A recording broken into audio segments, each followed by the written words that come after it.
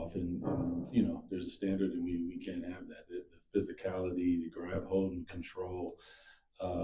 It has to be there, and you know, you ebb and flow. That's one thing that I know about our league is you're going to have this dog days of our league. So nothing that we haven't seen before, but we want something more, and we experienced it.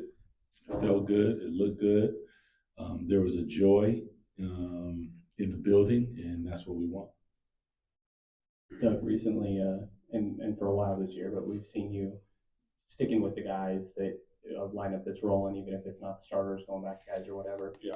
How have you seen players respond to that? You know, as a ex player, it can be tough sometimes, especially if you're, you know, used to playing certain minutes. But we, like last night, we were searching for it, never really found that group that we, you know, just kind of surged ahead. And previously we have. But yeah, it can be tough sometimes, but it's where we're at. Like we want everybody to go out there and actually push each other. You know, like the guy behind you, you're pushing him, but we're all in it together and rooting for each other to be successful at the same time. Because the better you do, the better we do as a whole. So the individual helps the collective. Doug, when you talk about needing that standard and um, now demanding pretty clearly that you get that standard, how much of a concern is it that in some cases you're not seeing that from some of the veteran guys at times on this team? I mean, listen, you're not going to play perfect basketball. So that's not, you know, this game is about mistakes and who makes the least amount of mistakes. What we want is not the ability to do them, you know, in a row. And then also to hold each other accountable. We're in timeout and we talk about it. And when we go out of that timeout, those aren't the things that you want to see. You want to see that, okay, now we understand and we're back at it. The mistakes are going to happen. So I'm not necessarily like railing on that. It's just that we have to hold each other accountable to a standard that allows us to compete at a level that takes us where we want to go. Yeah. Doug, when I mean, sometimes it's, you know, in the game where you have the conversation, but I mean, more than anything, like some nights you're going to have it, some nights you're not going to have it, as opposed to just kind of out there floating around and just to get your minutes. We want to play a level of basketball, and if it's you, fantastic. If it's not you on that given night, then you know you shake your teammates' hand and encourage them and what have you. Now you going to probably get another opportunity if you're one of those guys that you're talking about. In that opportunity, take full advantage of it and make sure that you're playing to the standard with the type of pace, aggressiveness that we want. Yeah. Coach Chris, Toronto seemed like they had an easy time with Golden State. They scored 145 points themselves. What do you see it out of this ball club and what you guys have to do to handle it? Highly physical, highly aggressive. They turn you over. They switch 1 through 5. They push the basketball on makes, on misses. You know, they're just coming downhill at you for 48 minutes. And not only do you want, you know, me, that they always say match the level of aggressiveness of physicality. I want to exceed that. So that's what you need to do against a team like that. Doug, this is going to be the second, and it's Miami, Toronto, Cleveland are in the top 5 in the league in scoring within the first 8 seconds of their offense. Kind of what is the message to them tonight in terms of what you want to see defensively, kind of right out of the gate? If you're not crashing, get the hell back. Yeah. So it was, you know, we talk about it, but you know, with for instance, Davion, like if there's opportunity to jam him before he got the ball or any of their guards on the inbound play, if you have that opportunity, seize that opportunity just to make sure that it stalls them out so they're not running downhill at you and looking to advance the basketball. Easier said than done, but the point is, if you're not crashing, if you're not part of that, there is no in between land. You got to get back quickly. Malik has praised that Dylan knows how to foul the right way. No easy baskets. of course, still is not afraid to rack up the fouls. But how do you balance you want to play him with that aggressiveness, that physicality with cleaning up some of the ticky tack, I guess? Yeah, the ones that don't really matter, those are the ones where like he reaches in and gets one. I want his fouls to be felt, verticality at the rim, challenging people at the rim, stepping out on the screen, and you feel him.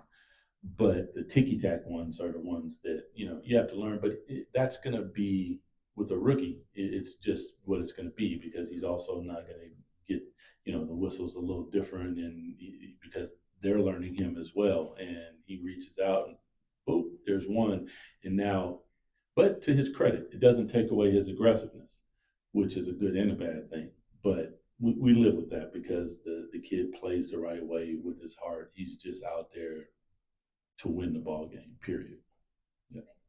Appreciate y'all. The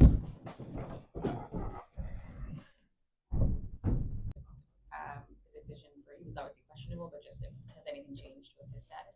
No, he's progressing really well according to plan, and day to day, both him and Jacoby, they're getting very, very close. Jamal and Quigley, that kind of pairing on the floor started from a space of maybe necessity, I would say, earlier in the season. But what have they given you both being on the floor together that you kind of like to see continue? I mean, two players that both of them are very disruptive on defensive end. Both of them really good ball handlers. They can run the team, knock down the shot, and they really work together, supporting each other. When Jamal is on the ball, how he knows how to get quick involved and get him back on the ball. Is that for a shooting? Is that for a pick and roll? He does a really good job of touching the paint and finding extra pass there, and quickly. Yeah, I think he's doing a really good job of balancing, of being really aggressive and looking to score, and also playmaking for the team. Just on that same idea, what are some of the challenges of managing minutes with 2 point guards when you only have 2 point guards?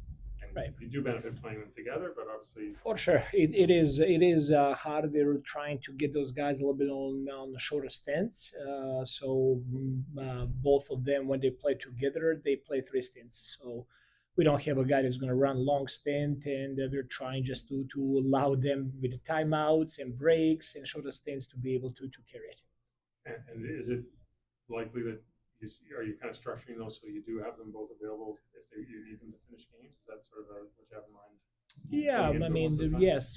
They all, again, depends really on the matchup. Depends of a lot of times we plan them to finish the game together, and the game is telling us that we need to do something different.